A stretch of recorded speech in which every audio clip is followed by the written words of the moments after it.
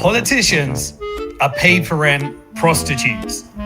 That was a quote that came out from me when I was invited by a media insider, an ex-insider that was inside the media machine, James Delingpole, when he invited me on his podcast to apply my analysis as an ex-insider of the financial industrial complex to all sorts of topics.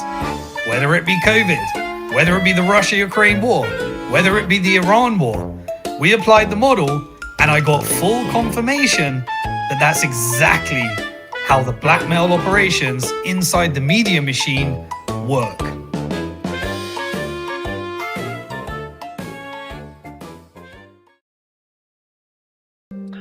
Welcome to the Delingpod, Simon Dixon. I've been really, I know I always say this about my special guests, but I have been really looking forward to having you on, and I've been trying to get you for some time, and I think you're quite popular. I follow you on Twitter, and you generally say some pretty, punchy things, which I like.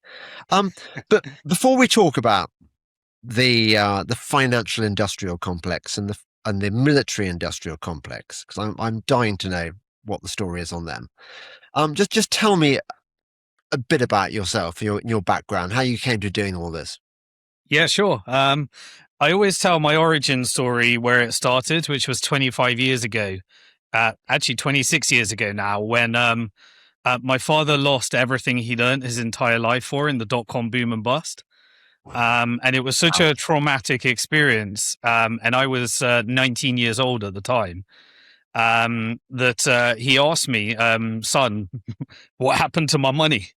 And ever since then, I've done nothing but very unhealthily obsess over finance. So the first thing I tried to do was get a job at the firm that he lost all his money from, which was a stockbroker called TD Waterhouse.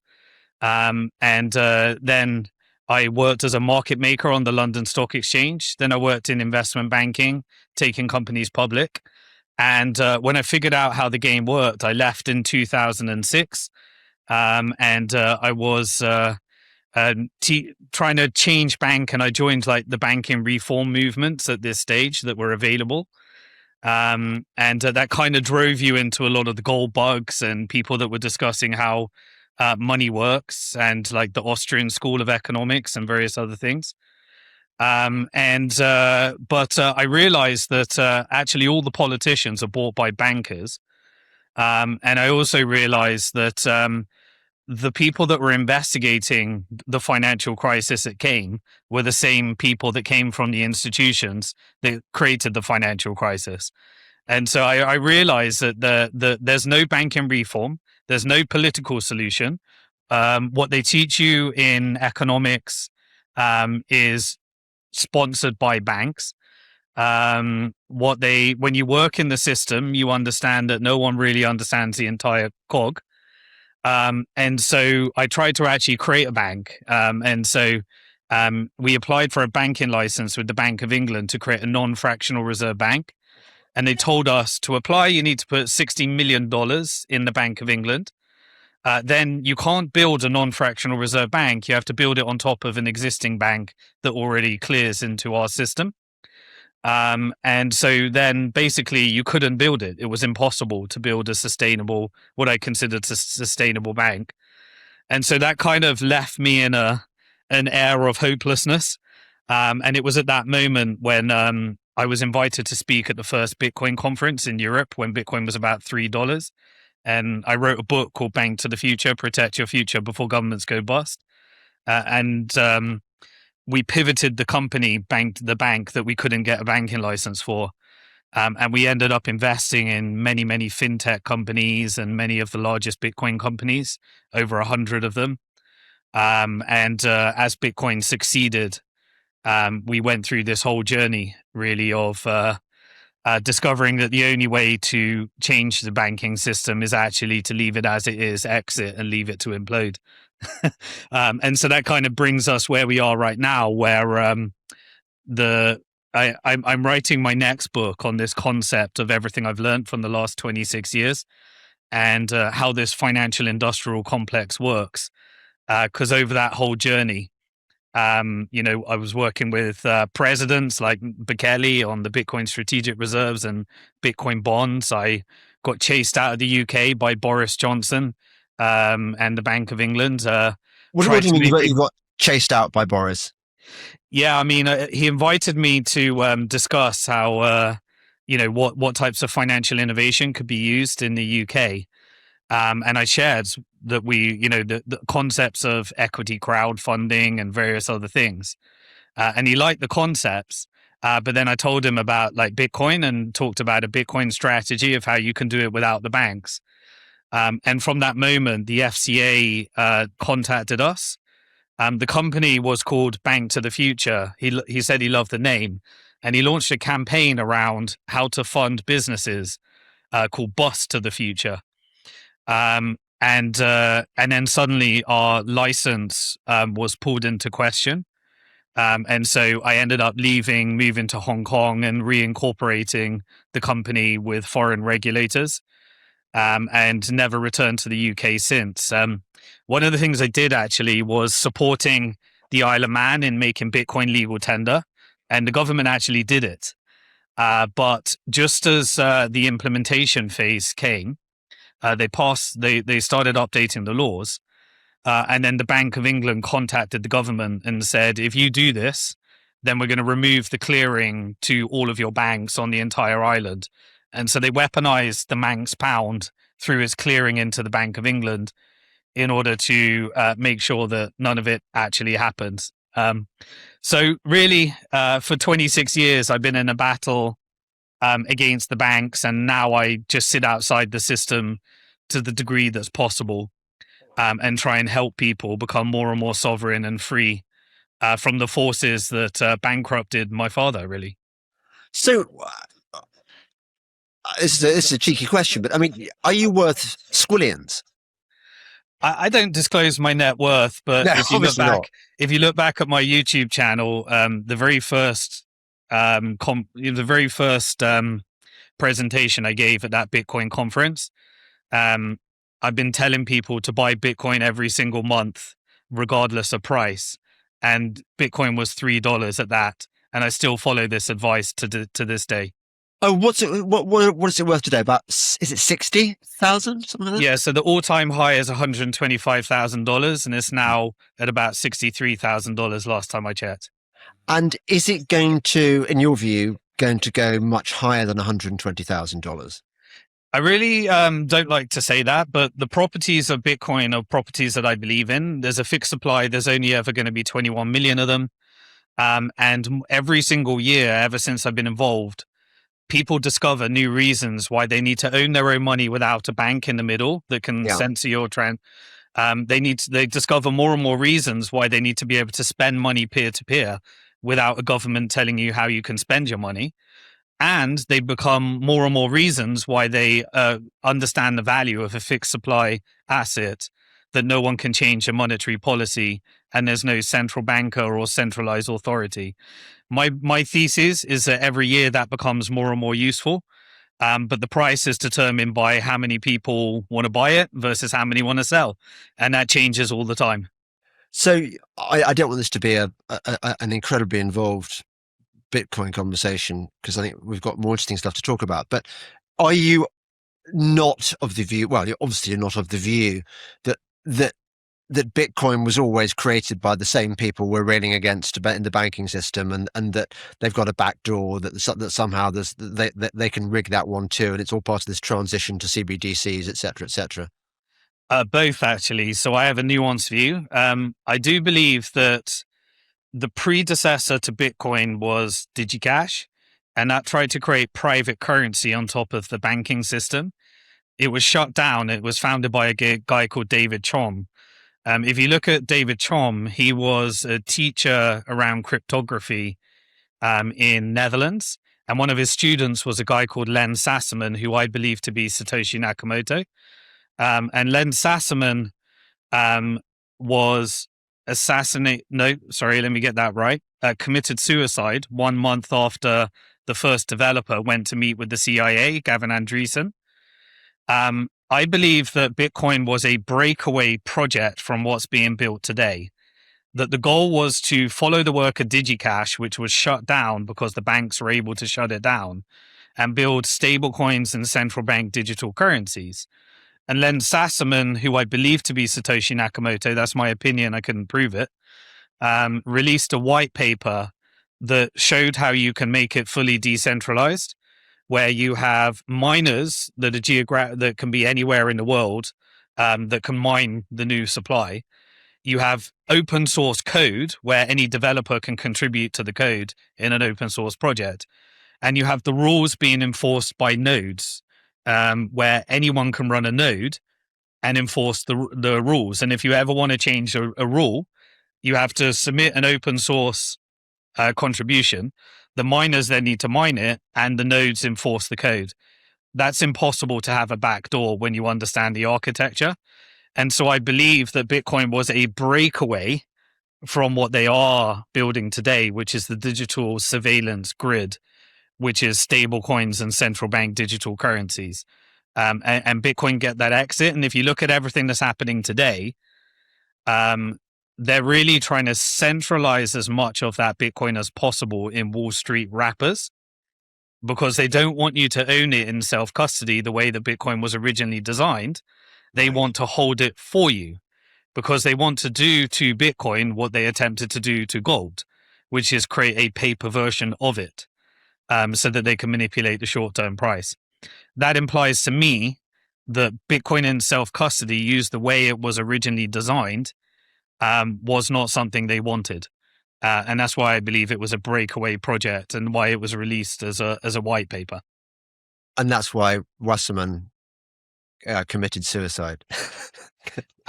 Well, I don't wish to say that, because he does have living family today, and his family denies that he's Satoshi. I just find the sequence of events to be the most compelling case. And I've spent, I got involved in Bitcoin in 2011. So I spent 15 years and invested in 100 companies in the sector, and met many of the early developers at a squat at an old street in London when it first came around. And to me, it's the most logical story, but I can't prove it.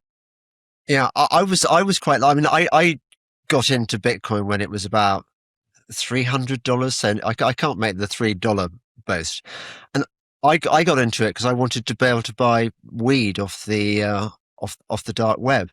I think a lot of the early adopters of Bitcoin came into it that way. Yeah, so Silk Road was really the first use case that got adoption. And Silk Road, there were a couple of use cases that got the early adoption, which is where Bitcoin gets its reputation. When you create money you can own, money you can spend, then all the use cases where censorship exists the most is where people tended to use it in the early days, which was buy things that government says you're not allowed to buy online, which was Silk Road. And also Satoshi Dice was one of the early use cases where you could trace on a blockchain whether the gambling site was rigging the game. And so you could have transparency in terms of the odds. And you could basically play poker and gamble with Bitcoin in a way that made it transparent whether they were rigging the game. So these were like the early cases. Interestingly, the founder of Silk Road, Ross Ulbright, he was recently pardoned as one of the first things that the Trump administration did. It's a very interesting full circular story that we're witnessing right now with some of these early use cases. I always felt very sorry for Ross. Is that how you pronounce it? Albright. Ross Ulbright, yeah. I always felt very sorry for him, but was my sympathy misplaced? I mean, is he a goodie, or is he secretly another part of their system? Pick your flavor, really. Some people believe that he was a freedom fighter, a libertarian, and people spent their life trying to help him get out of prison, which he achieved. Others would say he was in America while launching the Silk Road, and he was located right next to the FBI head office. And so whether it was a honeypot, in Bitcoin, we're a very skeptical community because we study how the system works. And we've been constantly under attack by intelligence agencies and infiltration operations. And so people will have different theories, and I don't have evidence either way. But I think if you live in a country like America, it's a bit stupid to break the law and be next to the feds and be in a position where, it's quite a suspicious story, put it that way. But either way, I can only speculate. Yeah, yeah. You mentioned the Bank of England earlier on. I suppose that's as good a way as any to start. Who owns the Bank of England? I mean, it's not us, the people, is it? It's not the British people. Well, actually, so it was created in 1694 when William Paterson, a private bank, wanted to lend money to King Charles. And the collateral that was used to form the Bank of England was created out of thin air, and it was rehypothecated, and it was a £1.2 million loan. And really, it was a mechanism for allowing for the funding of war. So there was a very nice, cozy relationship between the Bank of England, the British East India Company, and the government, the Crown. That was that the government needed money for funding war without going to the people and trying to issue bonds, because it's very unpopular to go to war and people think it's a waste of money. And so it's very hard to raise finance when you disclose the war that you want to go to. Plus, much of it was for mercantilism, to steal other people's gold or wage opium wars and get Chinese addicted to opium, or facilitate transatlantic slave trade, or steal India's gold and pretend you were exporting tea when you were exporting drugs. These things aren't very popular. And so you need a private company to do that, which was the British East India Company. And the Bank of England was the mechanism for obfuscating how people were losing value in their currency, and they could raise finance for the war, and then it could leave the debt on the government, but transfer the wealth over to the British East India Company. And so it was a modern form of what we have today, socializing losses and privatizing gains without the people knowing that there's this very elaborate money laundering scheme happening through these institutions. Now, over time, under Gordon Brown, it was actually nationalized. But there was also another company, if you look up on Companies House, called the Bank of England Nominees Limited. I can't quite remember. It's a long time since I've looked at this. It's all from memory. But the important part is that the government can own it and be the shareholder, but there's a nominee company where those shares are not disclosed, which could point back to legacy financiers, or it could point back to the Crown itself. These aren't disclosed. It's a special type of company. But the most important thing is that the institutions that get to create the fiat currency, where the Bank of England socializes the losses and privatizes the gains, are all located in a special jurisdiction called the City of London.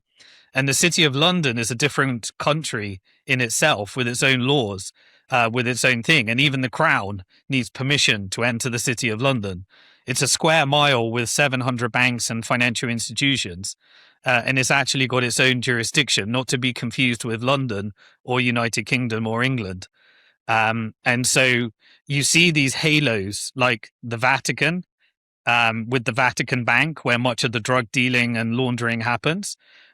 Switzerland with the Bank for International Settlements, which was set up in post-World War I to manage the reparations, connected to Reichsbank, the German central bank, that also funded the Hitler regime and fascism, as well as many of the wars, like the Bolsheviks to overthrow and install the Soviet Union in Russia, as well as create the Federal Reserve with the Warburgs in America. And so these same, legacy institutions were there in order to finance wars, launder money, and obfuscate it, the reality of this happening. And that still is a structure that I believe exists today.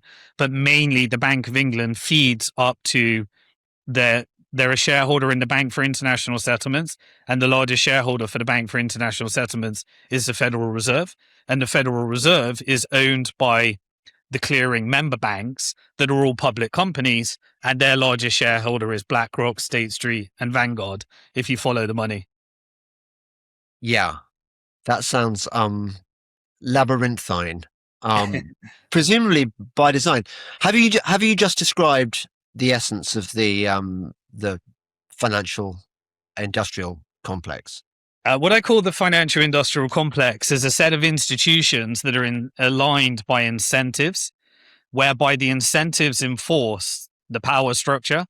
And so rather being like, people think of it as like a committee of 300 in a room that determine whether there's wars or there's not wars, and it's more of like an organized cabal. I follow it from incentives and game theory. And so central banking is absolutely the root of the system because it socializes the losses and privatizes the gains. It sets the price of money that determines when you can rug pull a government and move to a new order or not. But you can use it to asset strip the economy for everything it's worth. And you can load the government up with debt and privatize all the gains. That process consists of a series of financial institutions. The private commercial banks create the fiat currency. They create money every time they issue a loan. And it's a Ponzi scheme. There's not enough money to pay off all the debt they create. So you have to roll over the debt. In order to roll it over, you need to basically securitize and financialize every business. That's what the investment bank does. It turns them into public companies. Then you can install your own board, and then the executives work for you.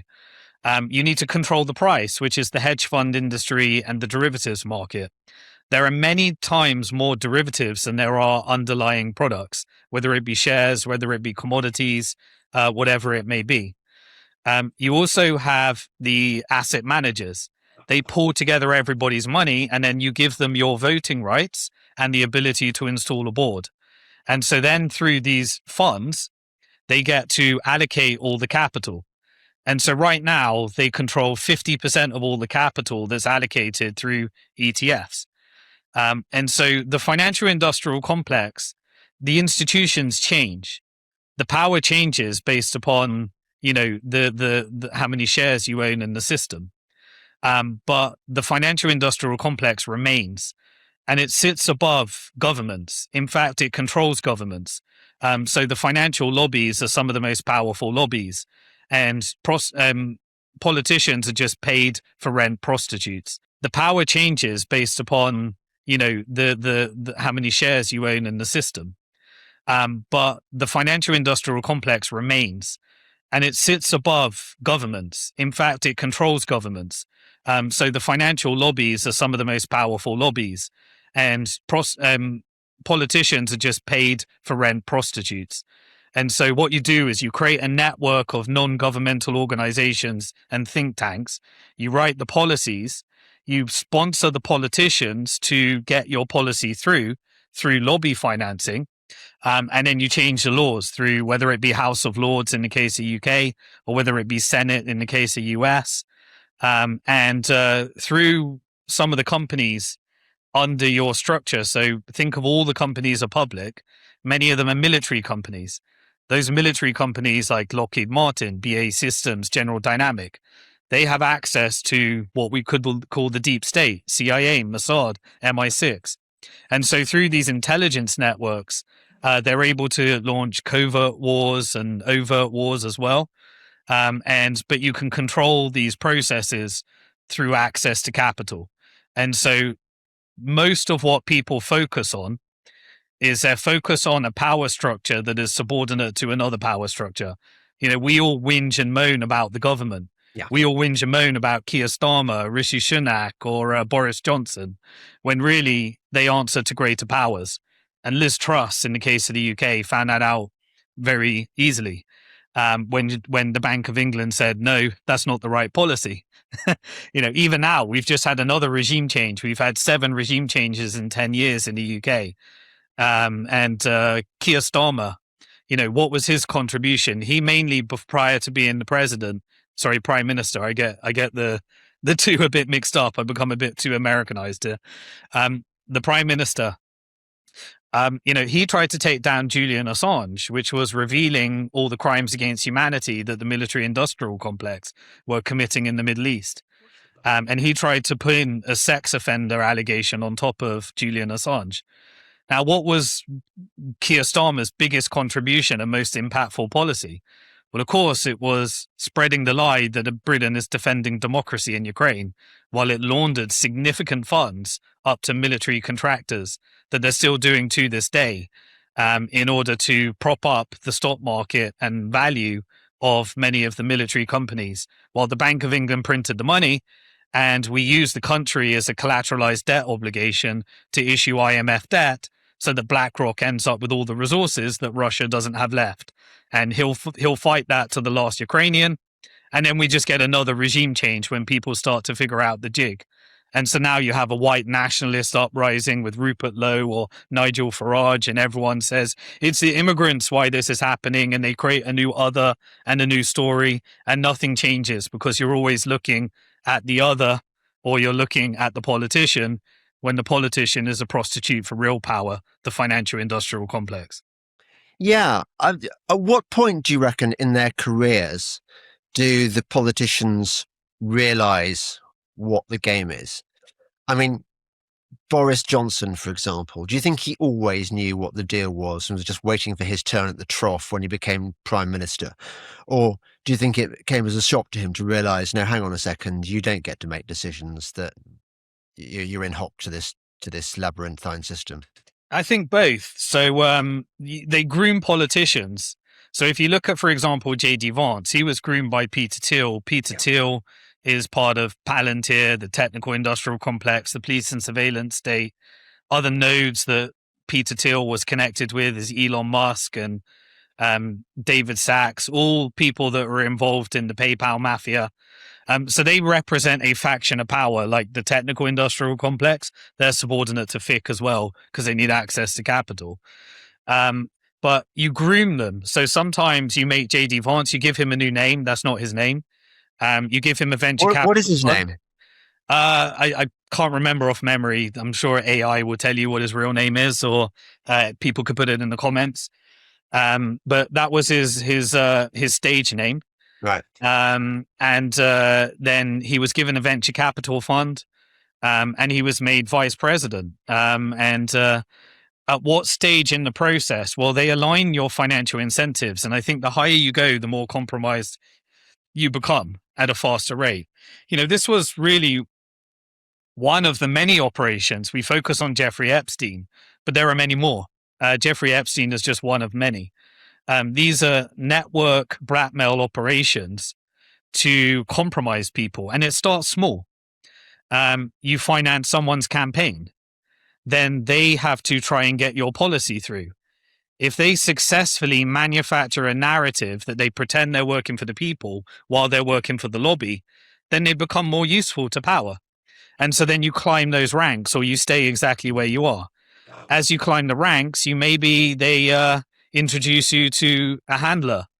And then maybe you need more financing in order to get to the next stage of your political career. Maybe they can make you participate in an activity that compromises you. Maybe you don't participate. There's unwritten rules and incentives until eventually you're very useful to power. At that stage, you can become a prime minister and a president. And if you ever go against it, you can, you either don't get access to the capital, the media machine comes after you and tears you down, or at the extreme, you get JFK'd if you take on the military industrial complex. And so, they've got a number of tools and they don't use the most extreme tools. But I recognize this when I was in investment banking. I could see very early what I needed to do to climb the ladder. And it's just an incentive mechanism that compromises you until eventually you have the share options in the bank and you're an executive on the board. And then you're preserving the power structure that pays you, and you're more and more compromised the further you rise. So what did you have to do, or what would you have had to do to get on? What kind of things? Well, they test you. So, firstly, they take you to parties. And those parties, many of the higher level performers, your managers, they'll be participating in drugs, narcotics. Maybe there's women that are offered. Maybe it leads to prostitution. If you take the bite, then you're probably indoctrinate. It's like a mafia, right? The first thing you have to do to join the mafia is take someone out, and you have to put the tattoo on that identifies you. These are indications that you're willing to do what you're willing to do in order to climb the ladder. And you can see the things. It's either financing, it's either incentives to get higher salaries, it's share options, financial incentives, and then they get more and more seedy the higher you want to go, and the more you want to be initiated into the power structure, where you're someone like Jamie Dimon and you're actually a Jeffrey Epstein's banker at that stage, then you need to be more and more compromised. Well, how deep does the compromise go? I mean, are we talking sort of satanic ritual stuff at the higher levels? Well, how is the deep state and the intelligence operations funded? They're funded off balance sheet. It's money that you have money. Probably about 5% of their money comes from national security, the bit you can put on the balance sheet that's acceptable. The 95% comes from black ops. What are those black ops? Drug trafficking, human trafficking, weapons trafficking, sex trafficking. And those operations are as seedy as you want to get.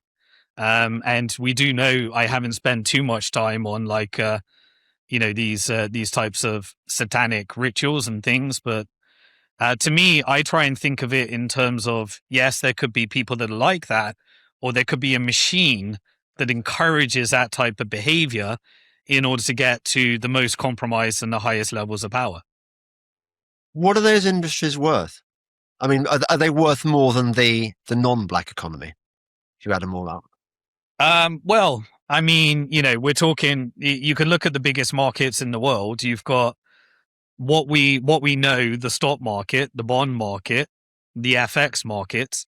I couldn't put an exact number on the size of the black markets. But we do know that the incentive structure of all these markets is because they're protected by intelligence, and it's actually a vital part of their funding. How anyone could ever put a size on this, I don't know how anyone would come to that number. But you can read, there's many books that have been written in terms of like how these operations work. And Yeah. I get up to a point that this system has been created, and it doesn't really matter which individuals are in place, because they're dispensable and they could easily be replaced by another individual, and that the system attracts aggressively ambitious, morality-free scumbags, basically. I'd say they manufacture them. So you could start as just ambitious. Yeah. And by the time you're at the top, you're engaging in activities you never imagined you would participate in. Right. Because it is a process of incentives and manufacturing the type of person that they need in order to preserve the power structure. And the people who say no just end up being booted out, or not made a senior partner or whatever. Yeah, regime change, stuck at a lower level of the career path, at its extreme, expelled, taken out. Depends what you know. So what was it in you that made you resist this process? I mean, did you watch all your contemporaries going, yeah, I'll take that. I'll take that prostitute. I'll take the line of Charlie. I'll take the whatever. Yeah. So, I would say that my mission I was driven by was trying to help my father figure out how he'd lost his money. That was like my driving force. Yeah. And I think some lucky accidents. So I told you like certain things. Firstly, there were books that I read that helped me understand the system early. So I read like books like Michael Rowbotham's, which is Grip of Death. I read a lot of the books like Confessions of an Economic Hitman and various other things. So I was able to see the system through reading, and then kind of have an indication of where this goes. Yeah. Um, and I'd say that what I've learned is there's kind of three types of people, and it's very difficult to become one of them. And I was blessed to be able to become one of them. There's one type of person, which is somebody that's broke, in debt, lives in a country with freedom of speech and can say all this stuff, but they just yap on the internet and they have no power. And they're subordinate, they're in debt. The system doesn't mind those people. Sometimes you have, censorship regimes and various other things, but right now they'd rather just have your social credit score and have you talking so that they can build a profile of who you are and what you think. So they can weaponize it through your social credit. But the other type of person they don't mind is somebody that's captured, rich and wealthy. And so if your wealth is attached to preserving the system, they don't mind you. And, Right. Elon Musk can become a trillionaire, but all of his wealth is based upon borrowing against his stock and then preserving the value of that stock, and him getting a continuation of defense contracts for the military, and then providing the data that the intelligence apparatus need to build these social credit scores, and control grids. And so as long as you comply, you get to pretend you're the world's first trillionaire. And you get to build things that you can resist against it. But when your wealth is when your net worth is determined by the preservation of the system, you're kind of just not incentivized. Right. So what they don't want is people that build wealth outside the system, that are not incentivized to preservation of the system, that can actually have enough wealth to influence politics or enough of a voice to influence change. And if you do have some of those, there's just not that many of them, where the sum of the whole system has more capital, more money, and more power than any of these whistleblowers or breakaway people. These wild cards, I call them. And so they don't mind a few wild cards. They don't mind loads of people that have no power, that just talk, and they want to make sure that the majority of the wealth is captured. And so those are the three types of people. Now, the reason they want to capture Bitcoin and gold and various other things is it allows you to build wealth outside the system. And when you build wealth outside the system, you can become that type of person that they don't want you to be. And so they'd rather you have a Bitcoin ETF or a Bitcoin treasury company, or borrow against your Bitcoin through a loan, or invest in some shitcoin scam that they created through Silicon Valley, that we're told is the next Bitcoin killer. They want you gambling, degenerate, short-term thinking, borrowing, leveraged. They want you to have leveraged wealth. And then they don't mind, because then you're captured into their system. So wealth outside the system is the bit they don't want. And they don't want a lot of people. They can handle a few. Well, literally, they don't want a lot of people. I mean, they want to kill us one way or the other, whether it's war or vaccines or whatever. Yeah, I mean, look, there's different agendas here as well. So when we say there are lots of competing agendas. Their game is ruthless.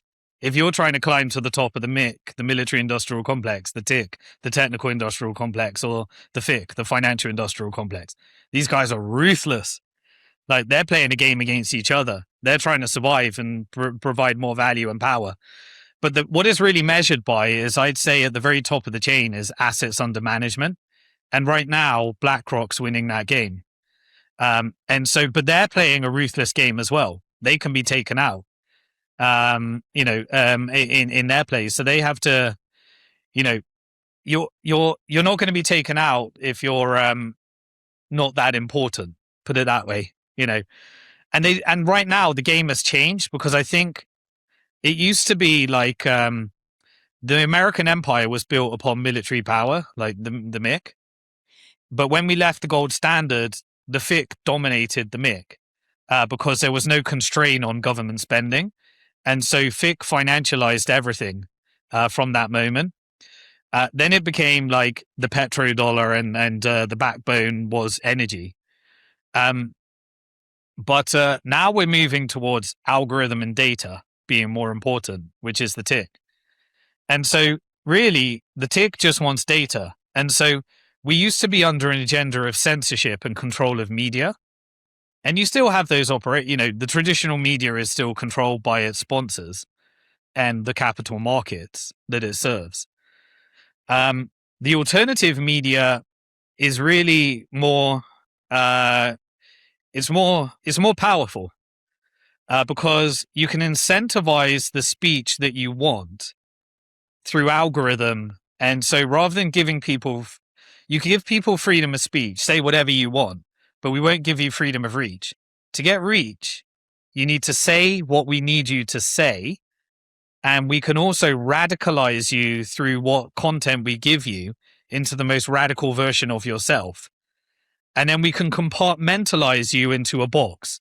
You're far right, you're radical left, you're anti-Muslim, you're anti-Zionist. And they compartmentalize you into the most radical version of yourself by continually feeding you content that reinforces the most radical version of you. And then you just point at the other. It's a classic divide and conquer strategy. Then you can manufacture civil unrest when you need to. And when you manufacture civil unrest, you've already got the legal documents. Just like before 9/11, they already had the Patriot Act written, which is why they needed 9/11. And just like COVID, they already had, the Fauci operations in order to fund these biolabs in Wuhan that are now releasing the documents with Tulsi Gabbard right now. And they already had the vaccine. And who did we have in our leadership? We had Boris Johnson that administered the shutdown. You had Rishi Sunak, who was the largest shareholder via his Indian investments in the ones that were profiting from the vaccines. And so you can see how the politicians match the policy. But there are certain policies which are written by think tanks and non-government organizations. One of those in 1968 was the Club of Rome. It was a particular think tank. And one of their agendas was a belief that you need depopulation. There's also a coincidence of wants. Right now, today, we have demographic issues. There's not a large enough taxpayer base to pay the boomers that are now retiring, and we have a pension crisis. And so there's only a couple of ways of solving that. You either make a way of increasing birth rates, which we're going in the opposite direction. We're going extinct, with the exception of Africans, Middle Easterns, and Southeast Asians. Everyone else, their birth rates are decreasing to the point of extinction, no replacement rate. So they're supplementing it through the manufacturing of wars, rebuild contracts, and immigration crisis. So you can increase the tax base through immigrants. You can then use that to build a police and surveillance state by creating radical versions, racial tensions, religious tensions, all the things where you're saying, why is my life so much worse? It must be because they took my job.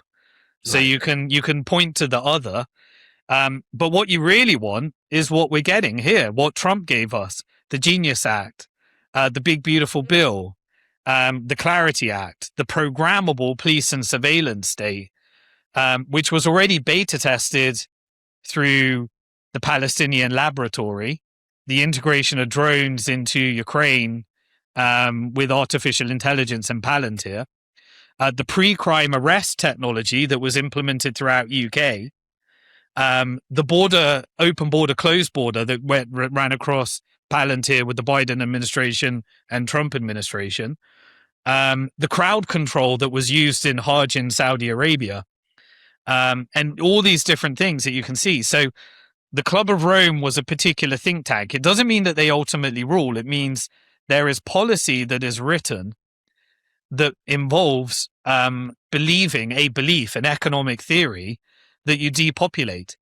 And so I would argue that COVID, whether coordinated, manufactured, or real and weaponized, whatever you want to believe, fulfilled a depopulation agenda, as well as profiting from the solution as well as manufacturing the problem, which we know was a bioweapon via Ukraine into the Wuhan lab, funded by Fauci and the intelligence apparatus. Yeah, but the whole Fauci biolabs thing and the biolabs that are all in Ukraine, etc., etc. This is just another. It's designed to kind of fool a certain section of the populace into thinking there really was a virus and that there wasn't a lab leak, was there? That's just another bollocks theory they put out to try and sell the narrative. Well, I mean, I don't like to get too deep into subjects I'm not an expertise in. What I do is I follow incentives and leave the experts to determine, was it a thing, was it not a thing? Because there's different beliefs. You could manufacture the thing, or you could make up a BS narrative that the thing was, and put a death counter on the media and scare the hell out of people into thinking, if you leave your house, you're going to kill your grandma. And then you radicalize people into, staring at the TV every day, watching the death counter. And think back to your time, right?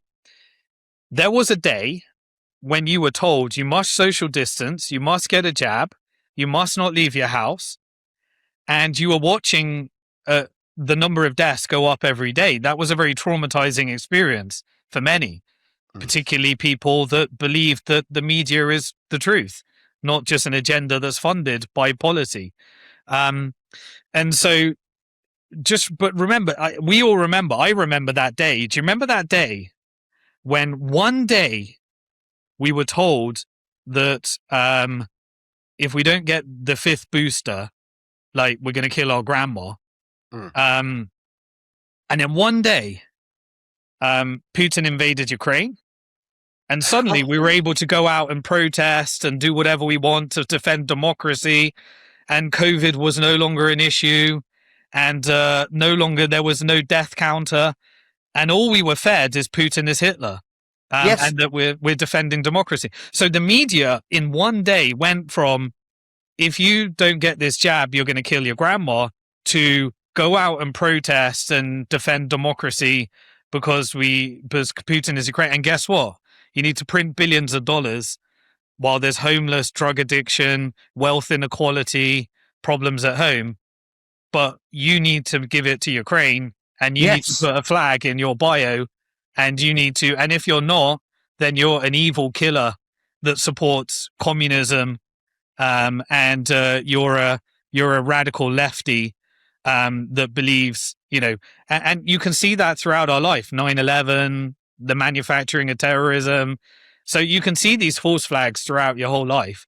And now, what I don't try and do is say this is definitely how it was, because these are pretty complicated things. And if you go deep into any of them, you can either weaponize something that happens because you radicalize people so much, or you can do a covert or overt operation, or you can just manufacture a media narrative that makes people believe it. And all of those have been used. And you won't know this. Like right now, we get all the declassified CIA documents from Operation Ajax, Operation Gladio, where they manufactured terrorists. Operation Ajax, where they do regime change in Iran. You get all these when it's too late, when it doesn't really matter. And so we'll get these declassified documents. And then they'll also be declassified where you black out the bits that hide the power structure, just like we had with the Epstein files. You don't get the actual people, the JP Morgans that settled with the victims. You get the version of the assets that are being taken out. Rather than, and the power structure still prevails. And then everyone just focuses on that when it's too late to matter. And then you build your social credit score by talking about it. And then they weaponize that against you in order to usher in this police and surveillance state and put you in the blocks and make you more radical. You gave a good example there of this, a thing that makes absolutely no sense. Where, as you say, one day it was wear a mask, take the vaccine to save Granny. The next it was we must join plucky Ukraine's fight against evil Putla. And I remember I don't read the newspapers anymore because I too had an epiphany, and I realised that the whole system was corrupt. And I was looking at the front page of my wife's newspaper, and it was boasting about the fact that British-made Storm Shadow missiles had been used to attack some Russian targets. And the thrust of this piece was, it was clear that it was expecting of the reader that the reader should be excited by this blow that Britain was striking. And I was thinking, hang on a second, when did we declare war on Russia? Where is this money coming from? I never recall being asked whether I wanted my money spunked on a Storm Shadow missile. Now that's my reaction, and presumably that's your reaction as well. How is it, given that it is so obvious when you look at it, why do people not see it? Well, there was another operation called Operation Mockingbird.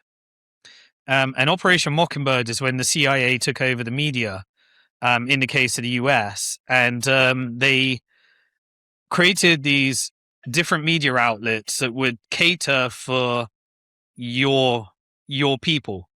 And so whether it be CNN on the left or Fox News on the right, they would distract you with believing that your side is right and everyone else is crazy.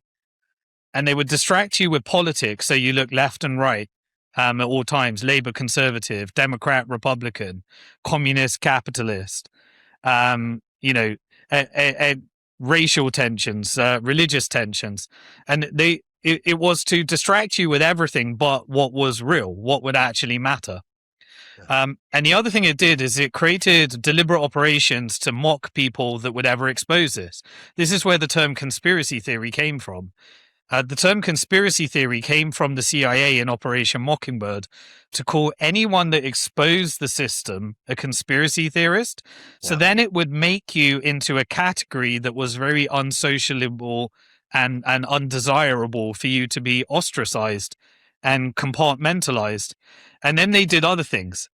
They would take the reveal of the conspiracy theory and make it deliberately crazy and kooky, so that you sounded like, a 9/11 truther, where there would be there would be theories out there where there's a fake plane and someone was drying it on a remote control, or they would make the conspiracy theories more and more radicalized, and they'd use people like, whether it be Tucker Carlson or something, whether people know who they're working for, or Alex Jones. Half the time people don't know who they're working for, because it's an incentive mechanism with sponsorships and various other operations. We saw Alex Jones, $47 billion settlement case. Then he comes back as a new person. The truth. You know what I mean? That was the moment I knew. This is psychological operations at the highest level. And so it is all based upon your desire to fit in, to not be ridiculed, to not be cancelled. And you are, as soon as you're born, right, it happens at the education system. Yeah. You are downloaded a set of history that was written from the winners of the history. You then go through a university system that downloads into you a set of beliefs that you start to think are your own. And then it happens with politics. The media downloads into you a set of beliefs and you start to find your side. Maybe it was allegiance with your father. Maybe it was allegiance with someone influential. And so you think that you came up with your beliefs, but they were downloaded like an operating system into you. And you can tell, because I could take someone, when you understand these different compartments, that, for example, hates Islam, and I could tell you who he supports, what party he's on, all the other beliefs, whether he supports Israel, whether he believes resist. You can have a menu of what they believe in based upon them telling me one thing, because I knew that belief system was manufactured and operated, and that person will defend it till the end. They believes it's their belief. But no, you predictably believe a set of things that when you understand these patterns, I can tell you all the other things you believe in, because it was an operating system that was installed into you through psychological operations. And you never decided, am I that religion? Do I believe that? How did I become that? Where did I learn that stuff? And so the process of becoming your own person is actually a multi-decade unwinding process of relearning all history, and touching upon the hardest of questions. So it's very difficult. Like, the vast majority of people, they're too broke figuring out how to pay their credit card debt and why their family now needs 3 people to work, and why they're feeling like a demasculated man that can't look after their family, that's deep in debt, feeling, you know, just feeling a bad version of themselves that distracts them. And that's what I'm saying. They want these people. They want people captured, people that have no power that can say what they want. But there's very few people outside the system and have the time and financial capacity to recognize, why are we where we are? Why is this happening? And then you get ridiculed as a conspiracy theorist and compartmentalized. So it's a very sophisticated system. It's quite remarkable when you think about it.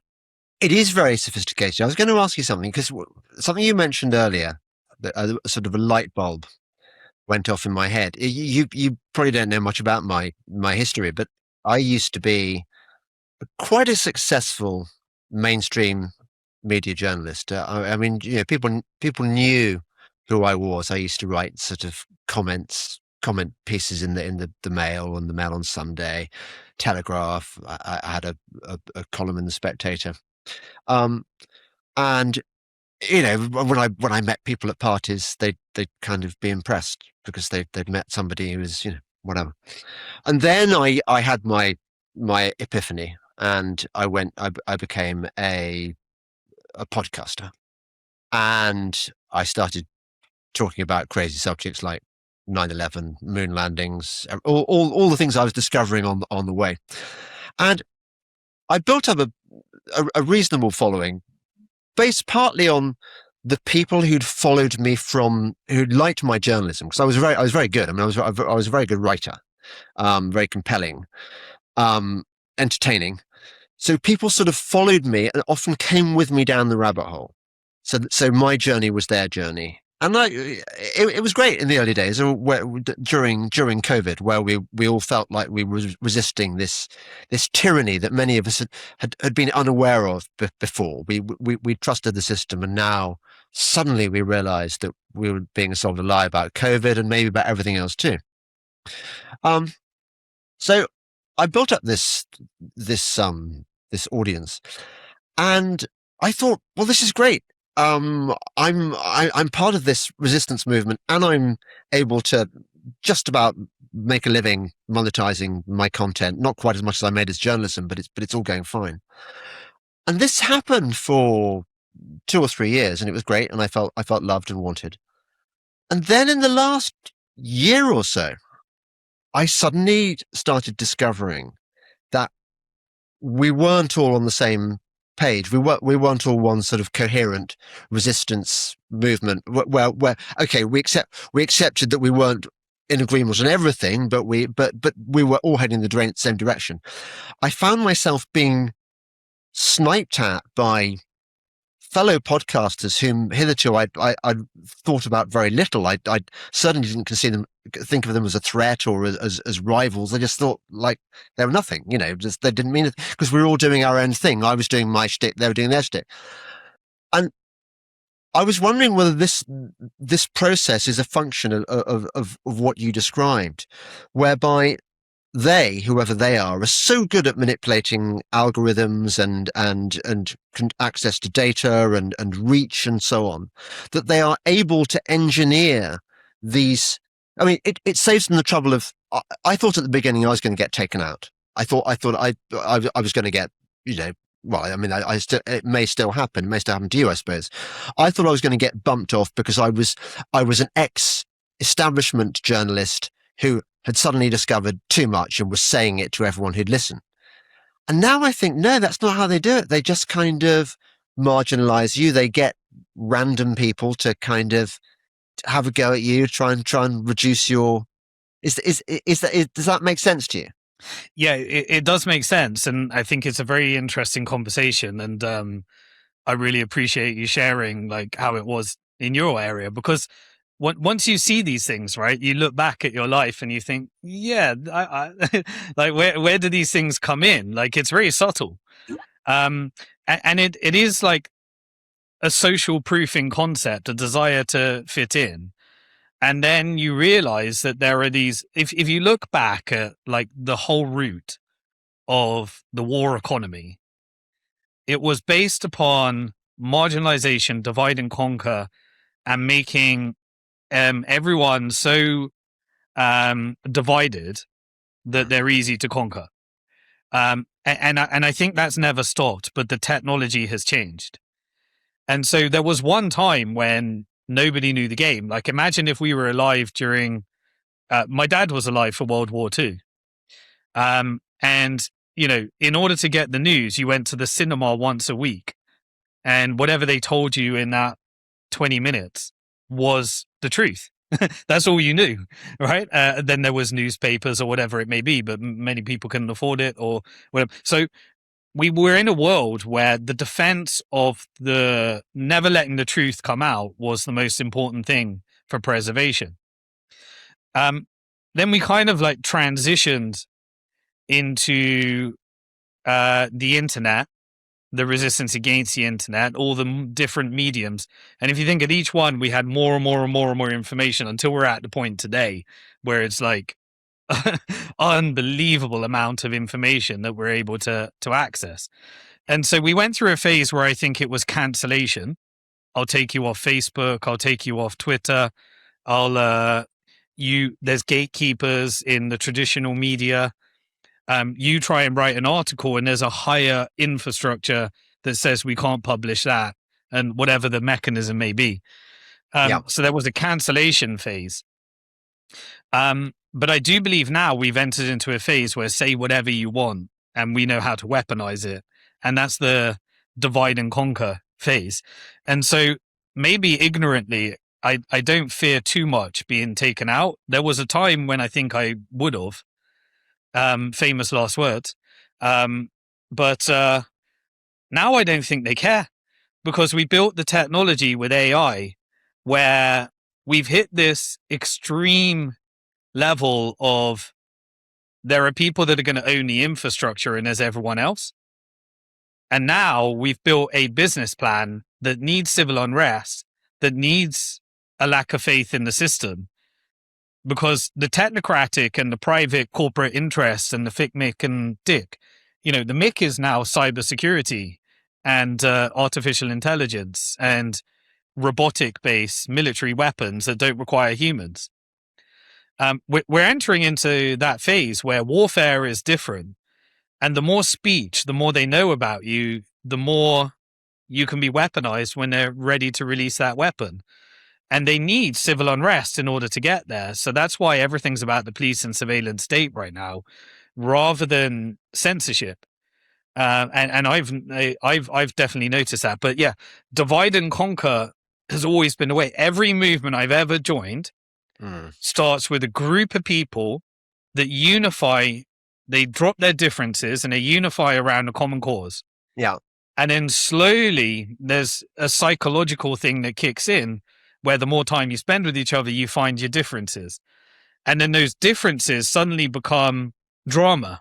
And then that drama becomes the source of the media, where everyone talks about, oh, did you know that these two people fell out over this? And then suddenly that becomes the media. And so the media always knew that negativity and degeneracy and drama and gossip was the way of distracting, right? It's the old Colosseum. Get them fighting each other and killing each other, and then they can release their testosterone over there, while slowly we're building this empire, and that's always been the game. I think what I've noticed is that the more I look at it, the game and the psychological triggers have never changed. weaponize religion, weaponize tensions, divide and conquer, point, manufacture and other, um, get people to believe in nationalism, a political system, change the leader, and everything will change. You have to just keep people distracted with believing that the things they're focusing on are ultimately the things that matter. The war strategy of balkanize and just make people believe that okay, if we just turn Somaliland rather than Somalia, then we can have our own very unpowerful, balkanized, controlled little jurisdiction as ours. And then we're working for the power structure that's way more powerful than us anyway. So just break it up. I mean, and that's the history of the Middle East, right? Sykes-Picot was to draw a bunch of lines with a bunch of racial tensions and religious tensions that guarantee that the region will be in war forever for as long as we can monetize it.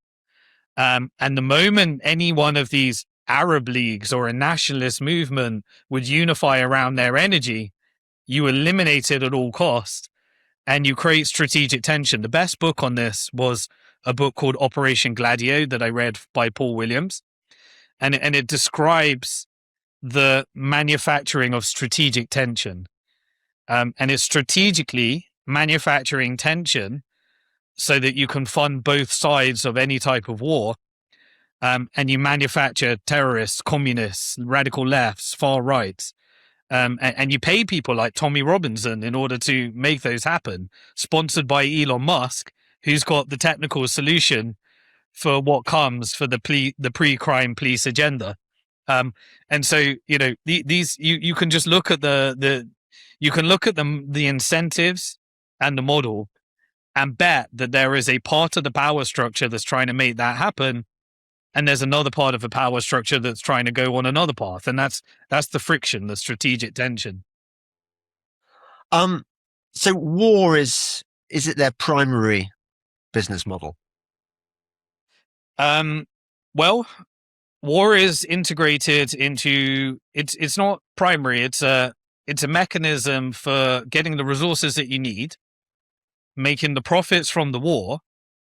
The forever war is very profitable. For anyone that thinks that Afghanistan was about winning, they don't understand the business model. A 20-year war that justifies $2 trillion of debt issuance that was then spent back into the stock market and the defense contractors is incredibly successful. And then to take a version of the Taliban that was resisting against the drug opium trade and replace it with a version of the Taliban that is allowing the drug opium trade to flow is an incredibly successful operation. That's $2 trillion of profits, a regime change that allows the CIA, MI6, and Mossad to continue their drug trafficking cartels, an obfuscation that it looks like when you need to dump the US empire, you've got a series of forever wars. And then eventually you can create something like the closure of the Strait of Hormuz, where America couldn't exert its force, just like the Suez Canal with the British Empire in Egypt. Right. And then you can change the empire. And so what's the profit? The profit is the destruction, the continuation of the forever war, and then you profit from the rebuild when it's 10 times more profitable than continuing the forever war. So when I was an investment banker, we used to work with the big consulting firms. And I remember seeing things like even John Perkins in Confessions of an Economic Hitman. The consulting firms would put together a model of when peace was 10 times more profitable than the forever war versus the starting of the war. And so if you want peace, you have to come up with a business model where there's 10 times more profit than continuing the forever war. And so war is a racket, as John Smedley, I think, what was it? Sorry, I'm butchering the name. Was it Smedley Butler? Smedley Butler, thank you very much. John Smedley was a clothes brand. Smedley Butler. Sea Island Cotton, very nice. Absolutely. See the things that are in our mind, these advertising, like where you pull into this. I was like, John Smedley. Where have I Your heard? top could actually be John Smedley. It has It looks like one, isn't it? It's one it, of those it, cotton ones. Yeah. yeah. Yeah, we are manufacturers, the clothes we wear, the brands, beans means Heinz, like all these things. You see these psychological operations, and you have to continually catch yourself. Is this my thought, or was it downloaded into me? Where did I go? Yes, it is a racket. It's a well-defined business model. And it feeds into the technical police and surveillance grids as well that are being built right now. Beta test it in Gaza. And what they want to build in Gaza is what they want to build in Britain and across the world in America, they call them freedom cities. In Europe, we call them smart cities. In Gaza, we call it a concentration camp. And it's the same people involved. You use Israel to test the technology. You test it in Gaza with an open air prison. And then Palantir, the same one that did genocide as a service and occupation as a service, is the same technology that the NHS, the Department of Defense, the Department of Justice, the Trump border control, even in America, you have the privatized prison sector. Like that's one massive racket. The more I knew somebody that got arrested by ICE, a British person, that was arrested by ICE on the border. And he was just literally driven from prison to prison every time he was about to see a judge because he knew there was no case. But every time you get driven into a new prison, there's a new check that's written. And even the privatization of the deportation industry, you get paid a dividend per deportation as well as a dividend per arrest. And you just create privatized incentive structures. ICE is owned by Geo Group and funded by Core Civic, which are the two companies that profit from the privatized prison sector. And you have 2 million Americans that are deported in America, the highest population to incarceration rate in the world. And you can see the stock price of the companies that benefit from it. And so war is a racket. And this is the next, if you eventually can't exert influence in a US dominated world, then what do? You bring it home. And so they're creating the domestic terrorist. You create protests, and those protests are infiltrated by intelligence. Yeah. And then you say, hey, if you support Palestine, you're now a domestic terrorist. And you create the environment that justifies the technology that builds what the legislation needed to change. You see it across the UK everywhere right now. It's why they invented gangster rap as well, to put more black people in prison. That was the purpose.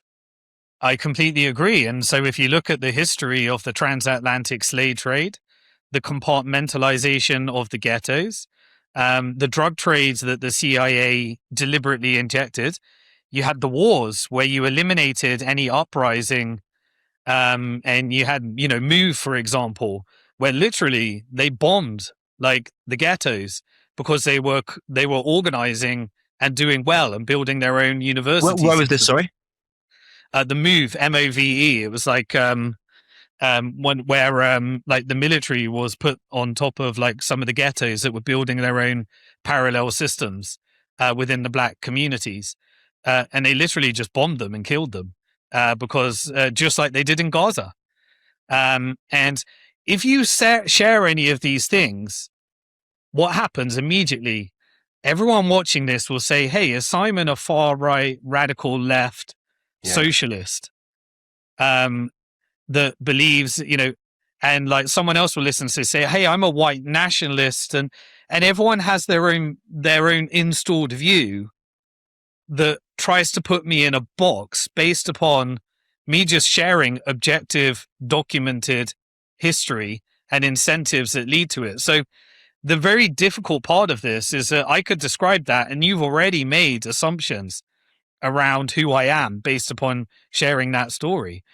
And so there's no doubt that hip hop music and the music industry and the result that, this whole how to weaponize racial tensions and manufacture the result that you want.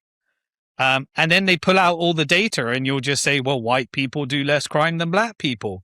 And then if you have an opinion on that, they compartmentalize you into a box that leads you to wanting to be defensive against that because you've subscribed to some ideology that you probably never consciously decided. Mm. Yeah. Absolutely. I got distracted from something. I was going to ask you about what were we talking about before we got onto the gangster rap? I think we were talking about like Operation Gladio and stay-at-home armies and manufacturing terrorism and domestic terrorism, and in order to get civil unrest and infiltration. Yeah, I'm curious as to. So you've got these sort of competing mafia families, if you like. So you've got the FIC and the MIC and the TIC. You mentioned earlier that the FIC wins because ultimately that's got access to the money, but you're suggesting that the TIC could be overtaking it. Yeah, so at the moment, all of these technology companies, we just had the SpaceX IPO. The SpaceX IPO happened at a 1.75 trillion valuation. Now, what is it doing? Essentially, when you go public at that valuation, you create what's called an ATM. And an ATM is where you use your own stock as your currency. And so immediately they acquired Cursor, which is an AI company that helps you code and instead of having developers. And so by having this valuation, you're able to concentrate more and more of the smaller companies into an ever larger and growing monopoly. And so if you look at the S&P 500 today, 40 to 50% of it is the Magnificent Seven that's now becoming the Magnificent 10 when you IPO Anthropic and OpenAI and these other things. Yeah. And so the technical industrial complex is now 50% of the S&P. But what's really interesting is we've got this strategic tension with China, where China genuinely is using AI in order to improve their manufacturing processes, whereas America is trying to monetize it and put everyone into a subscription model where you can't function without buying the tokens. China can now do it 10 times cheaper than the American models at 90% the efficiency. And and also they've got, the access to the alternative energy sources. And we've got, these different things. Where was I going? Okay, yes. So the valuation of these companies can be rug pulled at a second if China reveals what it's built. And so you use these stock valuation models in order to concentrate wealth, and then you use the crisis to concentrate wealth. So the global financial crisis benefited the FIC more than anyone else because you can socialize the losses and privatize the gains. You can take out all of the smaller institutions and bail them out with the larger institutions. So each crisis concentrates more power into a fewer and fewer hands. Now, at the moment, the FIC is able to play the game because they can launch currency wars. They can use the derivatives markets in order to destroy share prices. They can portfolio manage through the control of capital. And so they can make everyone subordinate to capital. But there is an interesting dynamic that's coming right now, which is what if the blackmail operation became everyone talking to their therapist in ChatGPT? What if the data actually became the currency, which I think it is moving more and more towards? So what if you could rug pull all of the markets simultaneously? You could rug pull the stock market by revealing the overvaluation as a result of China's AI. You could rug pull the commodity market by revealing that the West has many times more derivative contracts and Shanghai has all backed gold in China. You could rug pull the bond market by China and Japan selling all of their treasuries and manufacturing a bailout where the Fed is the one that can purchase all those bonds. So China could rug pull the whole market if they wanted. But what are they doing instead? Well, the Beijing meeting with Trump had all the executives of the MIC, FIC, and TIC in one place meeting with Xi Jinping. And they were all saying, in my, take this as my interpretive. I couldn't prove any of this. Yeah. But I imagine that Elon Musk was sat down with Xi Jinping saying, please, please, please, I need these rare earth minerals for my EV batteries. And I still need, and Tim Cook from Apple was saying, please, please, please, while we're pretending we're rebuilding our manufacturing base in America, there's no way I can sell an iPhone for $10,000. Please make sure our warehouses and our manufacturing factories in Apple are still allowed to function in China under cheap labor. And don't worry, Huawei can go and do and copy it, and you can create your phones. And the same people that work for Apple can go and then work for Huawei. But just don't make me build my manufacturing base in America, because then that breaks my whole business model. I imagine that Visa and MasterCard were saying, I know you've built guardrails around your SIP system. And I know that we cannot, you've built a network of central bank digital currencies through Enbridge that circumvents SWIFT. But how can we integrate into your system so at least when we can charge fees going into the SIPS network? And I know you understand the game. You built guards around your financial system. We can't penetrate it. But how can we do that? And also, how can we win the AI game together? We know that we can pretend we're going to go to World War III. And we all know that we can't manufacture a weapon in America without China's commodities, rare earth minerals, refinements, and everything that our military companies need in order to be able to exert military force. We need you for that. But don't worry, we won't touch Taiwan. But maybe we can figure out what we're going to do with our chips. You become chip independent, we become chip independent, and we carry on the narrative of that we're actually in an AI arms race. Because that allows you to manufacture more while we make more profit in the stock market. And the more that you can sell to us, the more we can keep the jig up of pretending we're going to go to World War III and that that's actually possible. Because that props up our stock market, which then means that we buy more goods from you. And so there's a codependency between China and the FIC and the MIC and the TIC. But China could take this whole thing open source, and that could break everything. And the FIC can't penetrate PBOC because that's a genuinely nationalized central bank with a network of nationalized banks. And they nationalized those when they tried to penetrate the Chinese banking system, through Hong Kong in Shanghai. They did what Putin did. They expelled the banksters. Putin expelled the oligarchs and nationalized the oil. So they got a genuine guard there. But could we just work together to build a global AI technocratic grid? And maybe it doesn't need to be a conspiracy. Maybe it's just the obvious way this goes. Maybe money becomes less important in the future. Maybe we enter into a moneyless world under this grid that we're moving to at a point of singularity. I don't know, but let's hedge it. Let's move to multipolarity. Let's asset strip the West as the financial fixed system. And then let's see if we build this global technocratic TIC grid. Maybe we displace the FIC. Maybe the TIC becomes the ruler. And maybe data becomes the resource.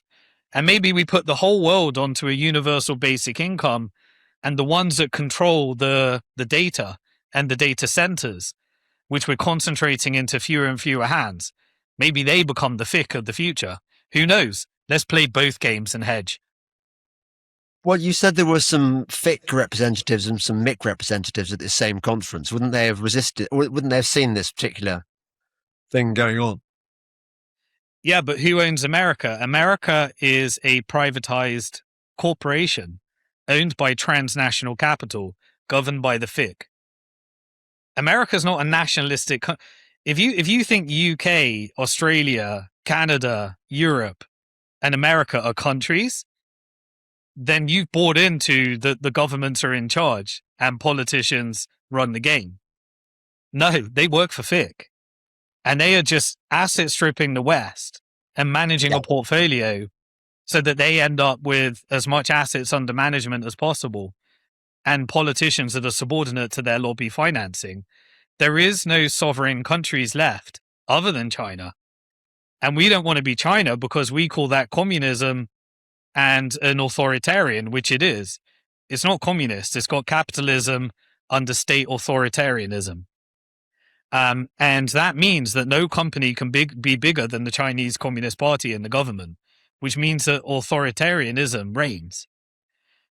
But we've got the opposite. We're run by the Bank for International Settlements, the Federal Reserve, and the financial industrial complex. We just don't know it. We think we got democracies. Like as long as we buy into that belief that changing the voter and changing the party is what will change the system, then we will never know who we're governed by because we vote with our money. It's our money that actually makes the difference. And FIC knows that, and they got the most money. And so if we've actually all started voting with our money, then we could break the FIC if we wanted. All we need to do to break the FIC is stop paying our mortgages and stop paying our rent, and the whole system crumbles. But they want you to believe that it's actually some kind of uprising. And so what are they doing? They're basically making, the next movements are going more left, more social, more. But it's not communism. It's fake. The whole thing is a monetary system that funds both sides. And you're just a useful idiot for power by believing that what you're doing is going to change the system. And once you get that, you realize that it's money that rules the game. But wouldn't it be rather difficult for us all to stop paying our mortgages? And wouldn't our assets be seized, and wouldn't we be ending up in prison or having our houses taken off us or whatever? Hence the strategic tension. So the people that would hate that are who? The boomers, where their retirement is based upon their stock value that they built over their whole life, and the ones that have built significant wealth in the property that they own because they were on the right side of the K-shaped economy when they came out of World War II and beyond. You speak to the youth today, they're like, hell yeah! Look at China. They just crashed their property market. That makes it more affordable. Yeah. They're like, crash this shit. I don't own any of the assets. I don't own any of the real estate.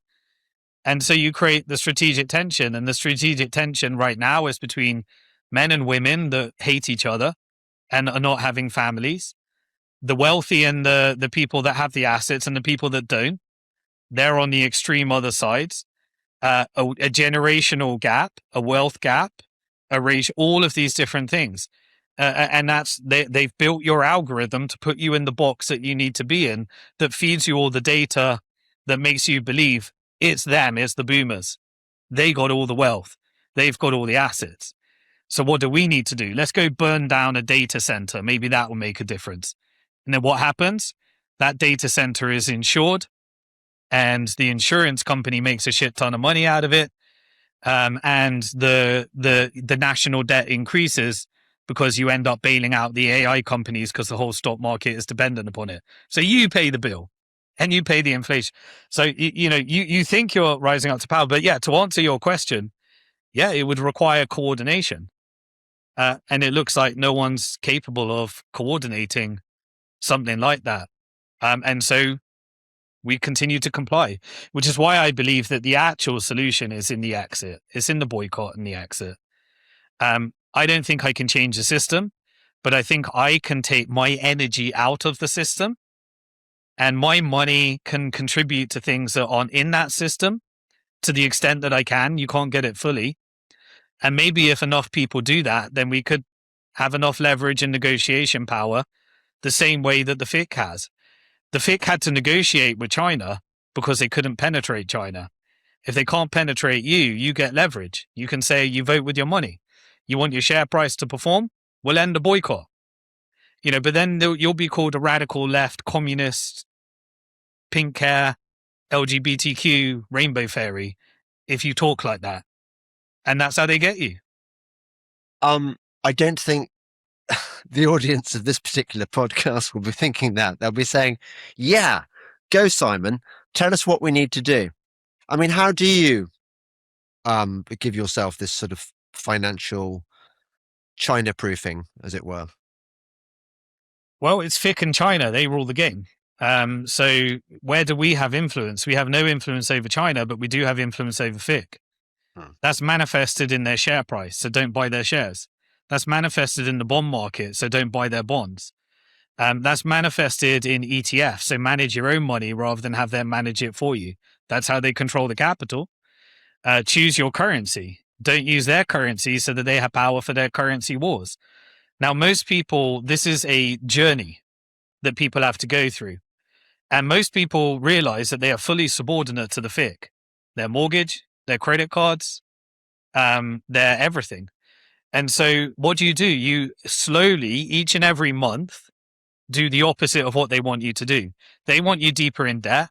They want you managing any wealth with them. They want you giving your voting rights to them so that they can vote it for you through ETFs and index funds. And you do the opposite. So I work through, well, what do you have to do to boycott the Fed? Well, there's the Fed, there's gold, and there's Bitcoin. Pick your poison. Manage it as a portfolio, whatever you want to do. What do you do to have to boycott BlackRock, who's managing all the fun? Well, you either buy an ETF or you buy your own shares, or you don't invest in the system. You invest in private equity in your local community businesses that actually will make your life better. Because when they want to sell you poison food, you probably want to have investments in your local farmer that can help you at the community level. What if you want to boycott the bank? Well, maybe you can get in a position where you don't need a mortgage. I know that that's very difficult for many people, but maybe you build assets before you build a mortgage, because the mortgage is a backbone of the banking system. Maybe you don't borrow against your assets, where you mine some, which is what they want, where you give them your asset as collateral and they give you a loan. Maybe you take that energy out of the system to the extent you can. So don't leverage your assets. Maybe you make investments that are more conscious. Am I purchasing through Amazon, or am I going to my local farmer to the degree that I can and supporting supply chains of local community networks, that rather than me just taking the easy option all the time?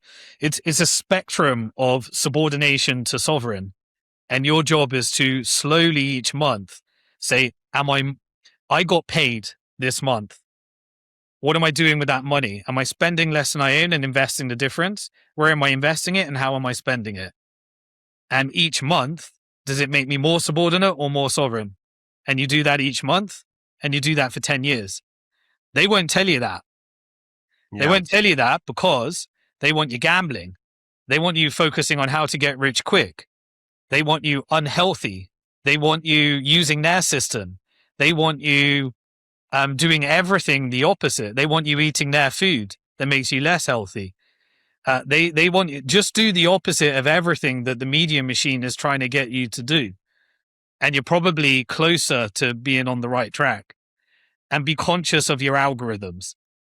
Understand that they are trying to feed you the information that reinforces your beliefs that you probably never installed and were installed into you, and build your own operating system.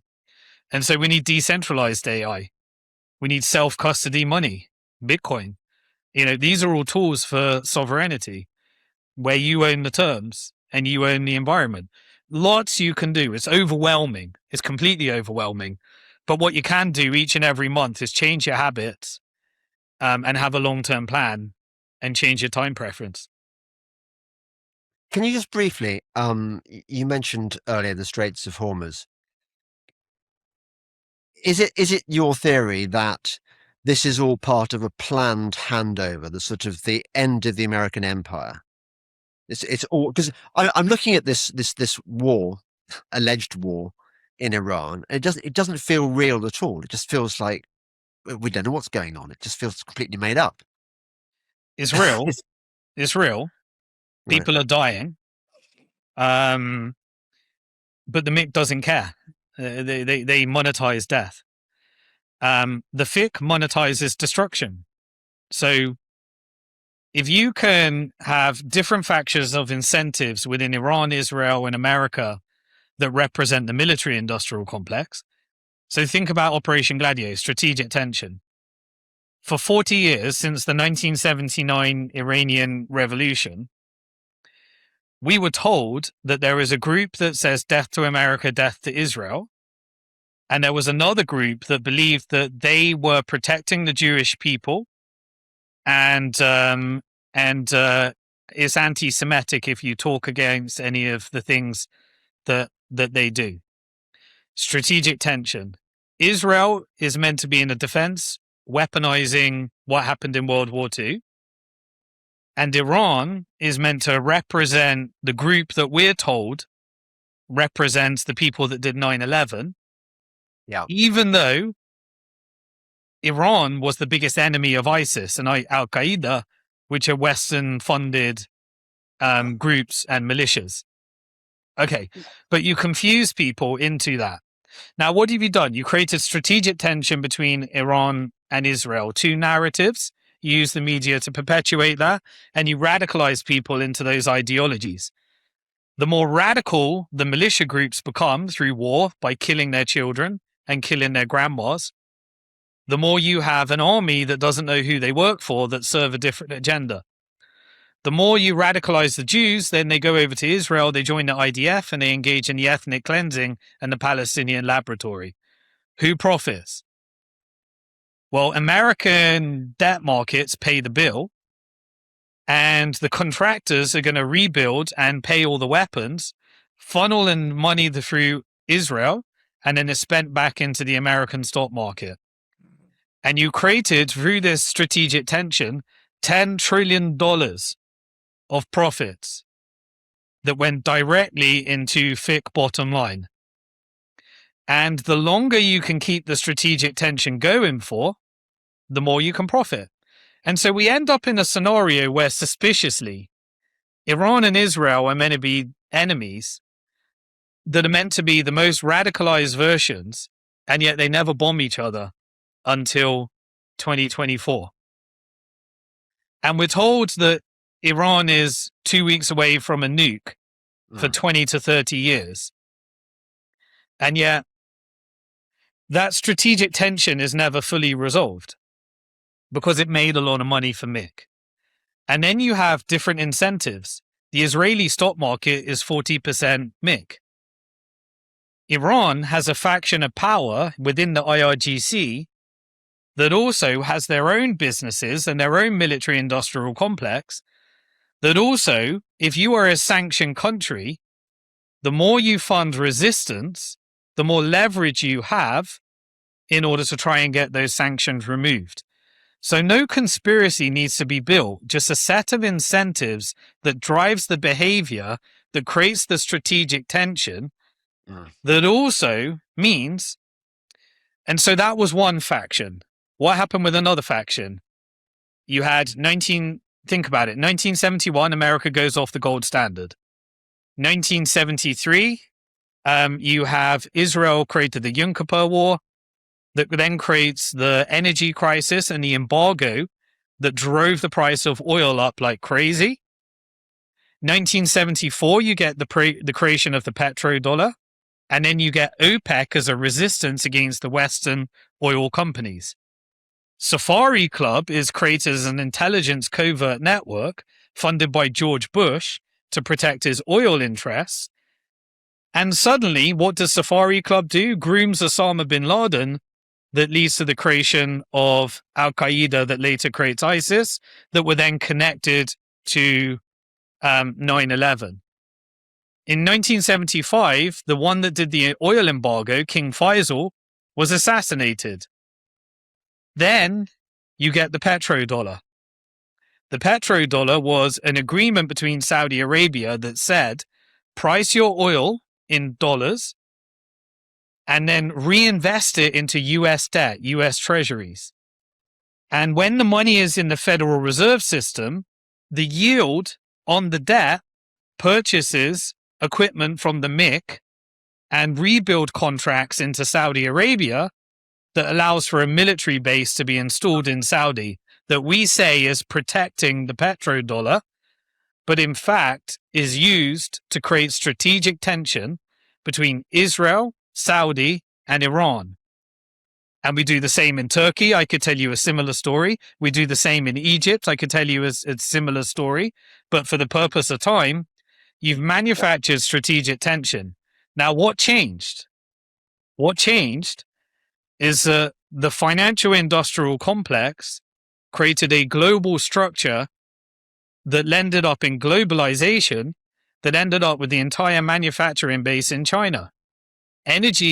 America became energy independent, started fracking under Trump, didn't need to import energy.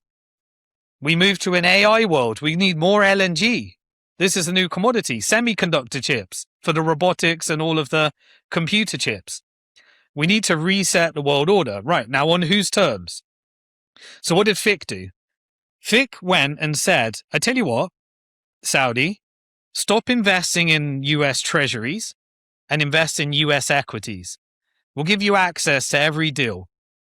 And the Gulf built sovereign wealth funds, trillions of dollars of sovereign wealth funds. And with that money, they stopped buying treasuries and they started buying equities.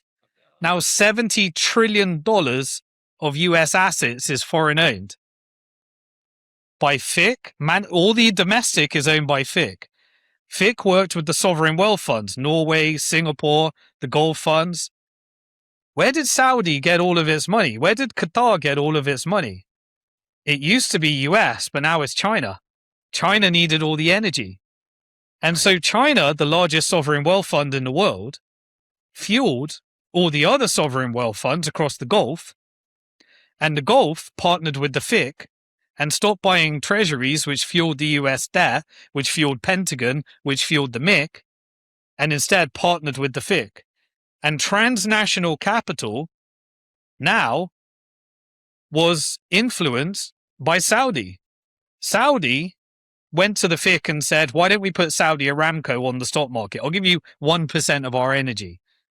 And the board member, then the CEO of Saudi Aramco became a board member in BlackRock.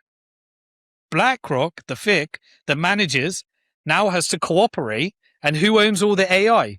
Who was in every seed round of XAI, of SpaceX, of NVIDIA?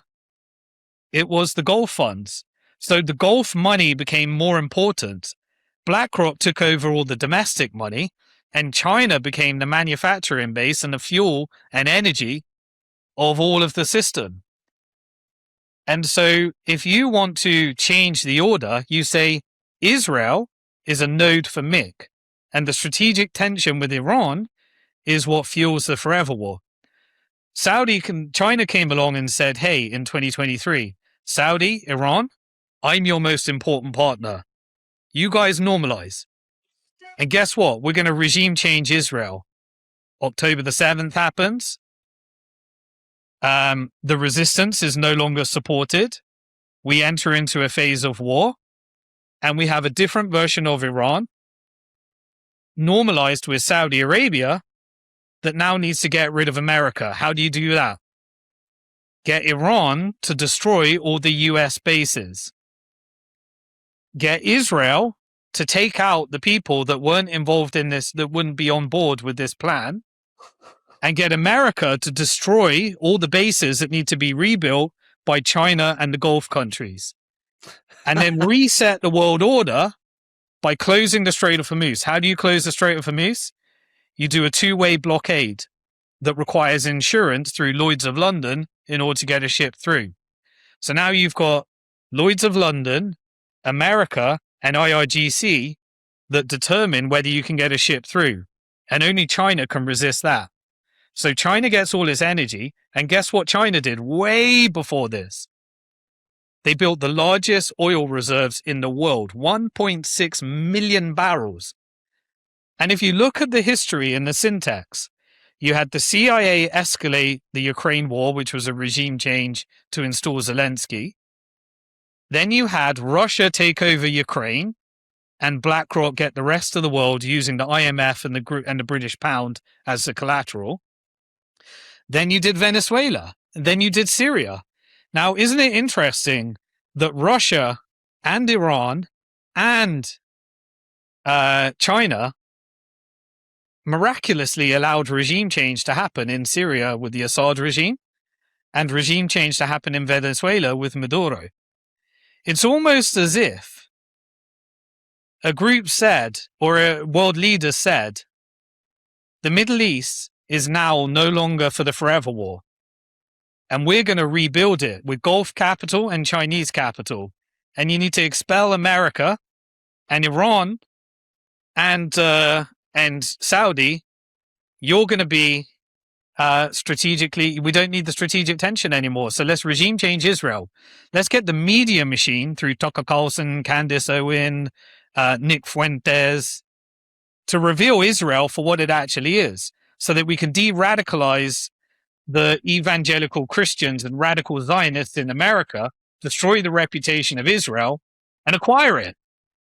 And Netanyahu started privatizing many of the Israeli state assets, and UAE started buying them. And what did UAE do? It got an FX swap line to take over the petrodollar, and it also came out of OPEC, which was the other half of the petrodollar. So the FIC handed over a node of this infrastructure. And what did Japan do? Japan started breaking the Japan carry trade and started increasing its interest rates. And then you had enemies between Europe and America, and manufactured, we're the socialists, in Europe, we're the capitalists, right? An energy crisis that made Europe more dependent. And the Western Hemisphere became subordinate to FIC through these operations.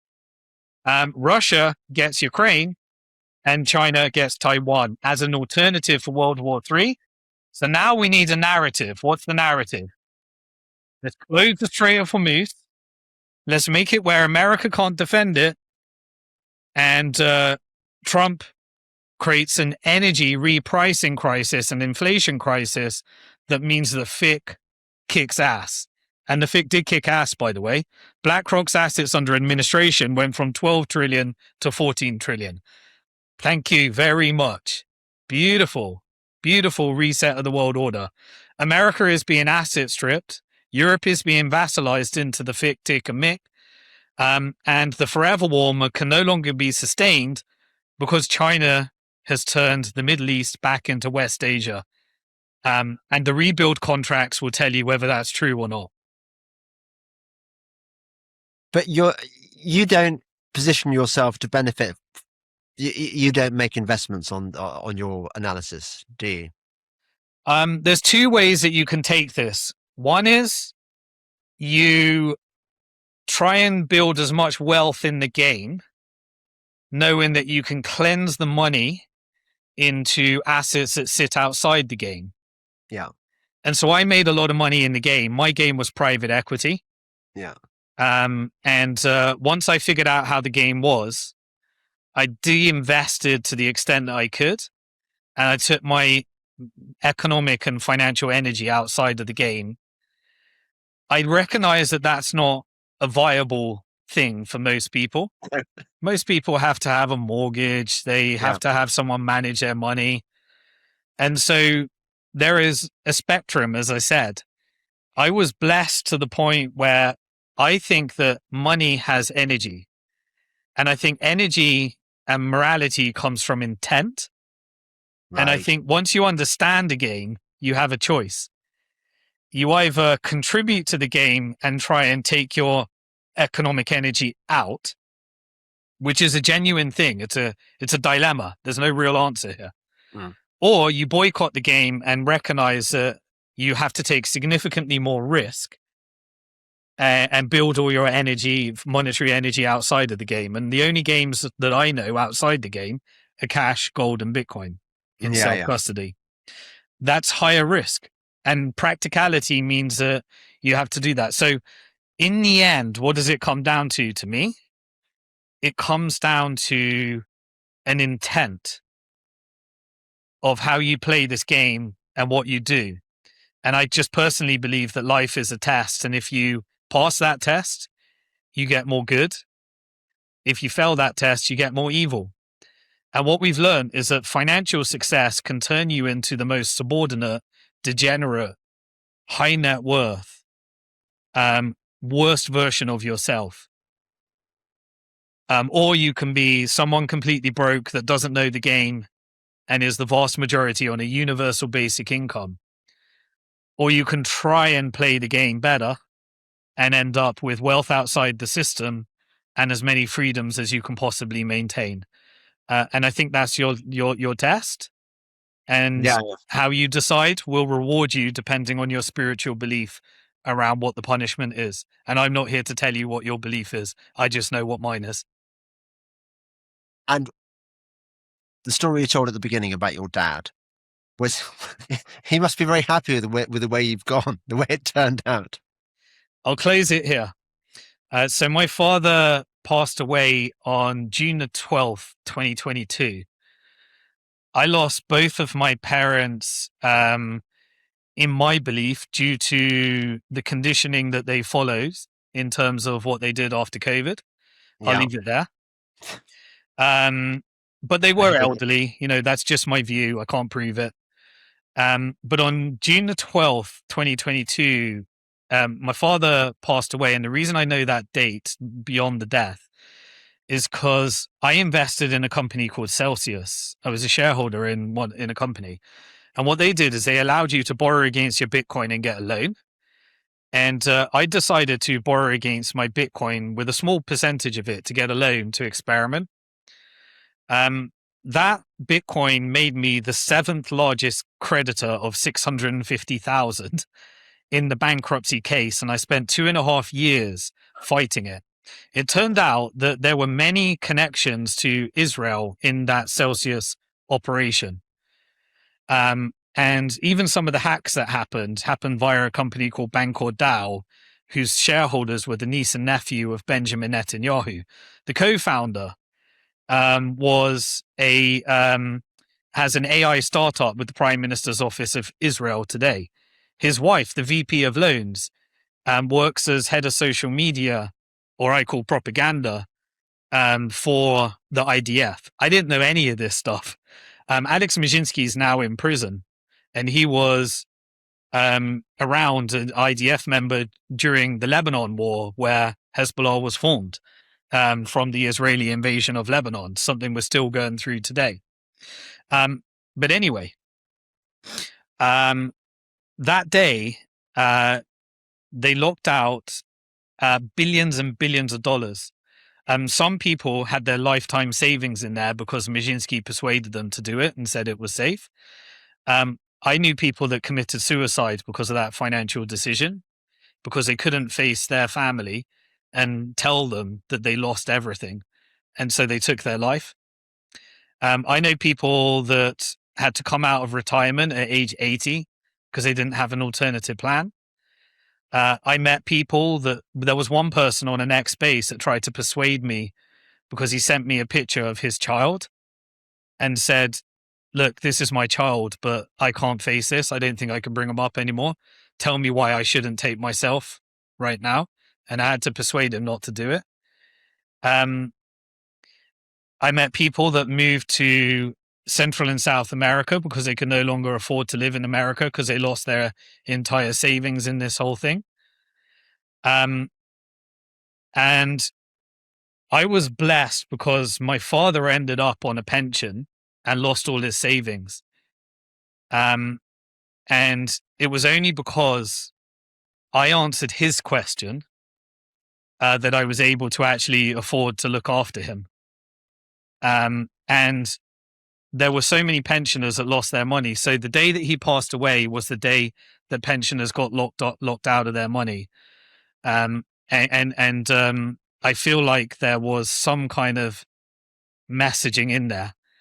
And I was able to work for 2.5 years to recover as much money from that scam for as many victims as possible, as well as myself. And so, but I think that's the reason, my dad left me, because that closed the journey. Yeah. And that's how I choose to interpret it, whether it's true or not. Well done. Next time we do a podcast, I'll tell you the story about my little brother, because it's actually very similar to yours. So I won't tell you this time. It's been great talking to you, Simon. How do people? Where do we sort of read you, read about you, read your stuff? You got a website? What? Yeah, so I mainly have three things. So I give real-time commentary on X at Simon Dixon Twit. That's where I hang out the most to give real-time analysis. I've got a YouTube channel at Simon Dixon 21, where I go live every Friday. No sponsorship, nothing. Like, I'm not at that stage in life. No monetization, no ads, anything. And I just go through the week as a discipline, where I go through, try and make some predictions around what happened, follow the monetary flows each week in tech, macro, geopolitics, and I just publish it every Friday. And then if I get taken out from any of those places, I back everything up at simondixon.com. And I feed it into AI so that people, rather than listening to 4 hours, they can get a 10-minute overview or a 15-minute blog or a 30-minute video. So that if you don't have time, you can listen to it on simondixon.com.